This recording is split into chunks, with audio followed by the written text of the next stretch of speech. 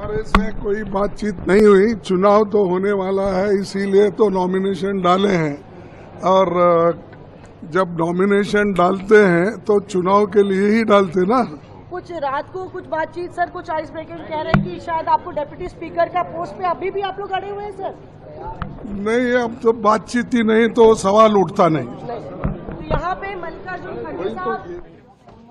Sir, new job today as an LOP. How are you? Excited है आप sir? आप LOP के तौर पे आप जो नेता विपक्ष आप बन गए हैं। पहला दिन है आपका राहुल जी। और पहले दिन ही कहना चाहेंगे? पहले दिन ही बड़ी परीक्षा सर स्पीकर के चुनाव की sir. How are you? I'm all right. Thank you.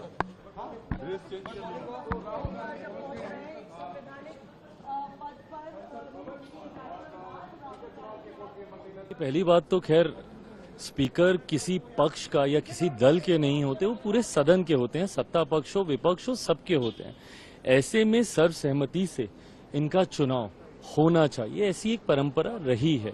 आज़ादी के बाद से अक्सर हम लोगों ने देखा है कि इसी परंपरा का सत्ता पक्ष विपक्ष निर्वहन करते हुए सर्वसहमति से स्पीकर को चुना जाता है। बट बहरहाल विपक्ष की जिद की वजह से एक ऐसी परिस्थिति सामने आई है और विपक्ष पूरी तरीके से जानता है कि ना उनके पास संख्या है, ना उनके पास वो आंकड़े हैं जिससे वो अपने प्रत्याशियों को जिता पाए। बट बहरहाल जहां एक तरफ आदरणीय ओम बिरला जी की जीत सुनिश्चित है, हम लोग इस बात को भी मानते हैं कि उनकी तरफ के भी कई लोग ऐसे हैं जो हम लोग के पक्ष में मतदान करेंगे, जो कि इस सोच के खिलाफ हैं जहां पे इन लोगों ने स्पीकर के पद तक को चुनाव के क्षेत्र में लेके जाने की सोच रखी। इंडिया ब्लॉक की तरफ से भी होना है, लेकिन उधर इंडिया ब्लॉक में देखने को आया है कि अभिषेक बनर्जी टीएमसी जो है वो सपोर्ट की है, बट इंडिया ब्लॉक उनका कहना है कि हमसे कोई संपर्क नहीं किया गया था जब स्पीकर का इन लोगों ने अनाउंसमेंट किया था। भाई अब कल आपने तस्वीरें ही अपने में बयां करती है, जहां एक तरफ हम लोग गए थे नामांकन के लिए, वहीं दूसरी तरफ विपक्ष गए थे नामांकन के लिए।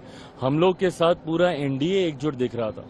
उन तस्वीरों में जो तथाकथित इंडिया अलायंस है, उसमें उस अलायंस के बड़े नेताओं को तो हम लोगों ने कम से कम सामने नहीं देखा। अच्छा, एक और लास्ट क्वेश्चन है कि जिस तरह से बीजेपी के एमपी बहुत सारे जब शपथ लिए थे उसमें हिंदू राष्ट्र का संबोधन किया गया, जो कंट्रोवर्सी बना हुआ। देखिए, शपथ के वक्त मैं नहीं मानता कि किसी भी तरीके के जयकारे लगाना, किसी भी तरीके की बातों को रखना, शपथ की एक अपनी गरिमा होती है, उसको निभाया जाना चाहिए।